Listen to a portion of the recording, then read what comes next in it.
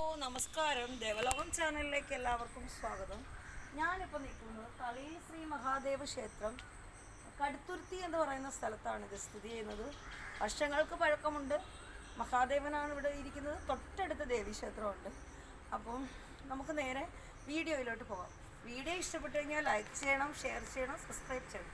ഇതിപ്പോൾ ദേവസ്വം ബോർഡിൻ്റെ 20ാം ദേവസ്വം ബോർഡിൻ്റെ അമ്പലത്തിൻ്റെ ഇതിലാണിത് ഇപ്പം നടന്നുകൊണ്ടിരിക്കുന്നത്. പക്ഷെ വർഷങ്ങൾക്ക് പഴക്കമുണ്ട്. മഹാദേവനാണ്. നമുക്ക് നേരെ വീഡിയോയിലോട്ട് പോകും. നമുക്കിതൊക്കെ കാണുമ്പോൾ തന്നെ മനസ്സിലാവും. ഈ തൂണുകളും ഈ ഭിത്തിയും ഈ വാതിലൊക്കെ കാണുമ്പോൾ തന്നെ അറിയാം ഒരുപാട് വർഷങ്ങൾക്കത്തെ പഴക്കമുള്ള ഒരു ക്ഷേത്രമാണ്.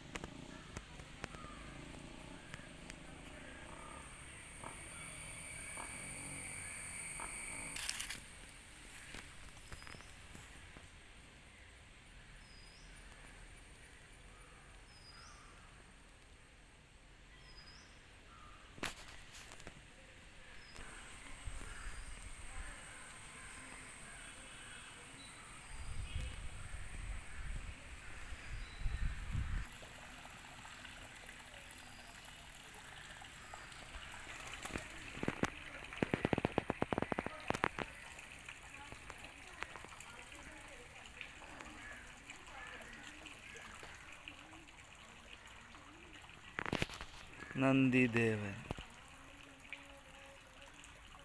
അമ്പലത്തിലെ ആളാണ്. ഭഗവാന്റെ ആളിന് പ്രായമായി.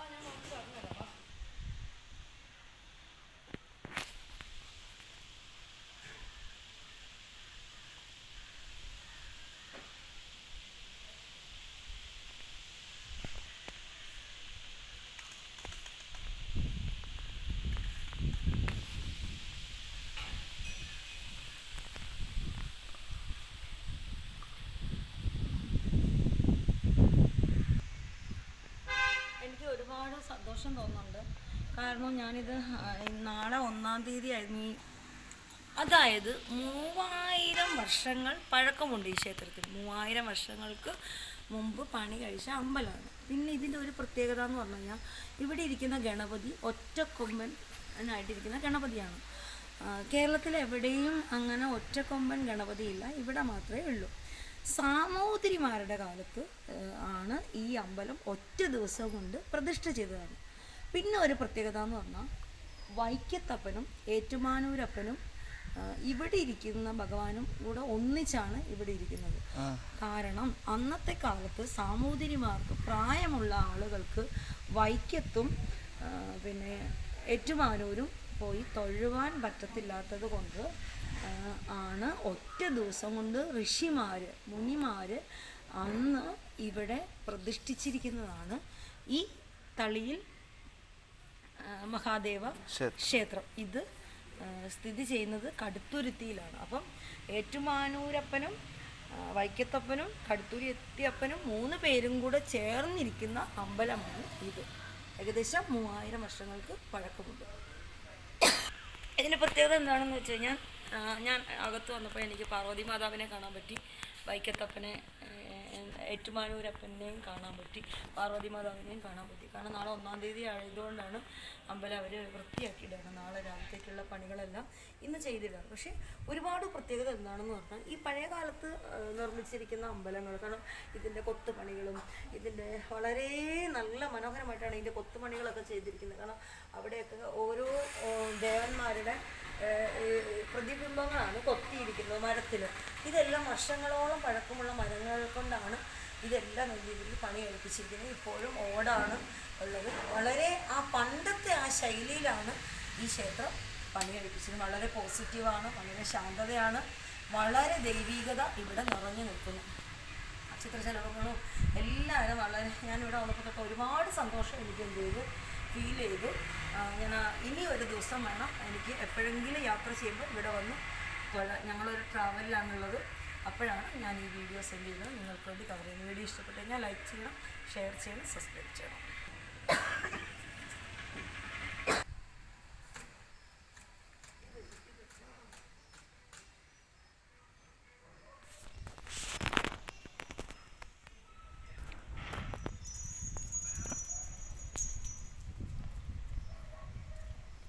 അതായത് ഏറ്റുമാനൂരും വൈക്കത്തും പോകാതെ തന്നെ ഇവിടെ നിന്നുകൊണ്ട് നമ്മൾ തൊഴുമ്പം അതിൻ്റെ അവിടെ പോകാൻ പറ്റിയില്ലെങ്കിൽ ഇവിടെ നിന്ന് പ്രാർത്ഥിച്ചാൽ അതിൻ്റെ ഫലം ഇവിടെ നിന്ന് കിട്ടുമെന്നുള്ളതാണ് ഇവിടുത്തെ ഒരു പ്രത്യേകത. കാരണം ഏറ്റുമാനൂരപ്പനും വൈക്കത്തപ്പനെയും ഒക്കെ ഇവിടെ ഒന്നിച്ച് ഇരിക്കുന്ന ക്ഷേത്രമാണ് ഈ മഹാദേവൻ്റെ ഈ ക്ഷേത്രം.